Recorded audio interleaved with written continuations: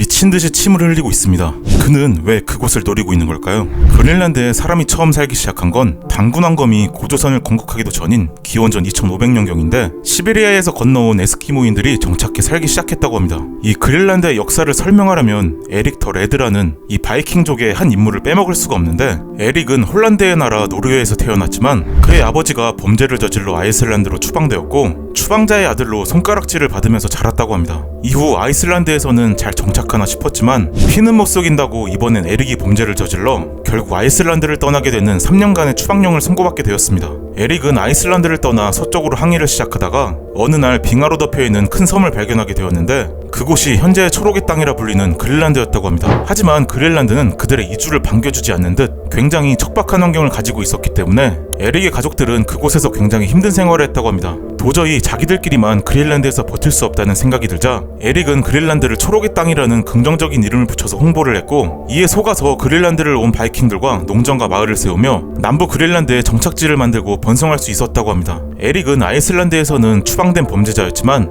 그린란드에서는 정착민들을 이끄는 지도자였기 때문에 추방령이 끝나도 아이슬란드로 돌아갈 이유가 없었다고 합니다. 하지만 이 바이킹의 정착지는 그리 오래가지는 못했는데 이누이트들은 그린란드의 혹독한 겨울을 버티는 법을 잘 알았지만 바이킹들은 혹독한 그린란드에서 전통적인 유럽식 농경 생활을 고집하다 14세기부터 소빙하기가 시작되자 기후가 점점 추워지고 유럽에 흑사병이 퍼지자 교역이 점차 끊어지게 되면서 15세기에 이르러서 남부 그린란드의 정착지는 역사 속으로 사라지게 되었다고 합니다. 그러다 18세기에 덴마크 노르웨이 왕국이 그린란드에 관심을 가지기 시작했는데 1721년 선교사들이 이누이트들에게 기독교를 전파하면서 지금의 이 엄청난 크기의 그린란드는 덴마크 노르웨이 왕국력이 되었고, 그러다가 19세기 초반 노르웨이 덴마크가 분리되자 덴마크가 그린란드를 완전히 식민지로 지배하게 되었다고 합니다. 그렇게 그린란드는 덴마크의 밑에서 잘 지냈나 싶었지만 제2차 세계대전이 일어나고 미국이 등장하게 됩니다. 미국은 그린란드가 독일의 손에 들어가는 걸 막기 위해 그린란드를 군사적으로 보호한다는 명목으로 점령했다고 해요. 미국은 그린란드에 공군기지 같은 군사시설을 세웠고 전쟁이 끝난 뒤 덴마크에게 다시 돌려주긴 했지만 미국이 그린란드에서 군사적 영향력을 계속 유지했다고 해요. 그러다 이번엔 아예 그린란드를 통째로 사겠다고 1946년 미국의 해리 트루먼 대통령이 덴마크에 제안을 하게 됩니다. 미국이 그린란드를 사려는 이유는 단순했는데 첫 번째는 군사적인 이유로 소련과 냉전이 시작되면서 그린란드는 북극에 위치한 전략적 요충지였고 미국이 여기에 군사기지를 둔다면 소련을 감시하는데 엄청나게 유리했어요. 두 번째는 바로 자원이었는데 그린란드에는 광물이나 석유 같은 자원이 풍부해서 미국이 군침을 흘릴 수밖에 없는 지역이었어요. 이렇게 미국이 그린란드에 점점 관심을 보이자 덴마크는 그린란드를 확실히 편입해야겠다고 느꼈는지 결국 1953년 그린란드를 식민지가 아닌 덴마크의 일부로 편입을 해버렸어요. 그린란드의 크기가 덴마크의 본토보다 약 50배가량 크니까 그야말로 엄청난 크기의 땅을 거저먹게 된 거죠. 당시 그린란드의 인구가 2만 명밖에 안 돼서 경제적으로 독립이 쉽진 않았지만 시간이 지나 1979년 외교 국방 같은 건 여전히 덴마크가 담당한다는 조건으로 덴마크로부터 자치정부를 얻게 되었다고 합니다.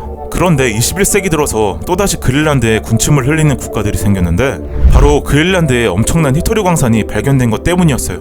히토류는 21세기의 석유라 불릴 만큼 현대산업의 핵심 자원으로 전기차 배터리, 반도체, 재생에너지, 군사기술 등에 필수적으로 사용돼 세계 경제와 안보를 좌우하는 전략 광물인데 그린란드에 상당한 히토류가 매장되어 있다는 소식이 알려지자 이번엔 중국이 등장을 하게 되는데 안 끼는 곳이 없죠. 중국은 세계에서 히토류 매장량이 가장 많은 국가이자 전세계 공급망의 90%를 차지했을 정도로 히토류 생산 강국인데 히토류를 생산하는 과정에서 환경오염이 발생했기 때문에 히토류의 수출을 제한하고 자국 내 자원을 최대한 아껴 쓰면서 해외 히토류 공급망을 장악해 서방 국가들을 압박하려는 목적이었어요. 중국 기업이 그린란드에 중요한 공항 건설을 제한하며 투자하려고 했지만 미국과 덴마크는 이런 움직임을 경계하고 같이 협력하면서 중국이 그린란드에서 영향력을 가지지 못하도록 막고 있다고 합니다. 그런데 그랬던 미국이 또다시 검은 야욕을 드러냈으니 바로 트럼프가 대통령으로 당선되자마자 그린란드에 대한 언급을 시작하면서 그린란드를 미국에 파는 게 어떠냐는 식으로 덴마크를 떠봤으나 덴마크 총리는 그린란드는 파는 물건 따위가 아니다 라며 거절했고 결국 트럼프는 불쾌해하며 덴마크 방문을 취소했다고 합니다. 하지만 트럼프가 또다시 미국의 대통령으로 당선되면서 그린란드를 매입하는 방안을 진지하게 고려하고 있다고 밝혔고 그린란드의 전략적 중요성과 풍부한 자원에 주목하며 그린란드를 51번째 주로 편입하는 것에 대한 강력한 의지를 표명했는데 덴마크와 그린란드는 이러한 미국의 시도에 대해 강경하게 반대하고 있으며 그린란드는 판매 매물이 아니라는 입장을 고수하고 있다고 합니다. 사실 그린란드에도 독립 찬성파와 반대파가 있는데 찬성파는 덴마크에 의존하지 않고 자체적으로 자원을 개발하면서 덴마크로부터 경제적으로 자립을 할 수 있을 거라고 생각하지만, 반대파는 독립을 하게 되면 유럽연합의 혜택을 포기해야 하고 그린란드의 GDP의 25%인 7천억에 해당하는 덴마크의 보조금을 받을 수 없기 때문에 지금 당장 독립하는 건 어렵다는 입장이라고 합니다. 과연 덴마크는 그린란드를 지킬 수 있을지, 아니면 미국이 51번째 주로 편입이 될지. 그린란드를 둘러싼 논쟁은 단순히 땅거래를 넘어 국제적 이해관계가 얽힌 복잡한 문제로 이어질 것 같습니다. 재밌게 지식을 얻으셨다면 좋겠습니다. 감사합니다.